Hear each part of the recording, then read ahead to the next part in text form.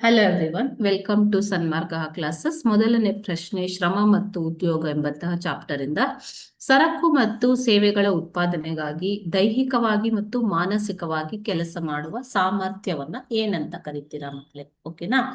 ಸರಕು ಮತ್ತು ಸೇವೆಗಳ ಉತ್ಪಾದನೆಗಾಗಿ ದೈಹಿಕ ಮತ್ತು ಮಾನಸಿಕವಾಗಿ ಕೆಲಸ ಮಾಡುವ ಸಾಮರ್ಥ್ಯವನ್ನ ನೀವು ಏನಂತ ಕರಿತೀರಾ?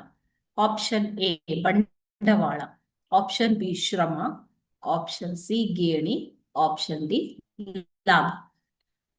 ಲಾಭ ಅನ್ನೋದು ಒಂದು ವಸ್ತುವಿನ ಮಾರಾಟದ ಮೇಲೆ ಸಿಗುವಂತಹ ಒಂದು ಹಣ ಅಲ್ವಾ ಮಕ್ಕಳೇ? ಗೇಣಿ ಅಂತಂದ್ರೆ ಜೀತ ಕಾರ್ಮಿಕ ಪದ್ಧತಿಯಲ್ಲಿ ಬರುವಂತದ್ದು ಗೇಣಿ. ಓಕೆನಾ? ಬಂಡವಾಳ ಅಂತಂದ್ರೆ ಏನು? ಒಂದು ಉದ್ಯಮವನ್ನ ಸ್ಥಾಪಿಸಲು ಹೂಡುವಂತಹ ಹಣ.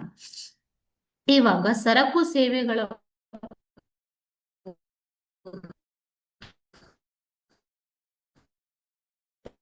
ಉತ್ಪಾದನೆಗಾಗಿ ಉತ್ಪಾದಿಸುವ ಶ್ರಮವೇ ಶಕ್ತಿ, ಶ್ರಮವೇ ಸಮೃದ್ಧಿಯ ದಾರಿ. ಓಕೆ ಮಕ್ಕಳೇ?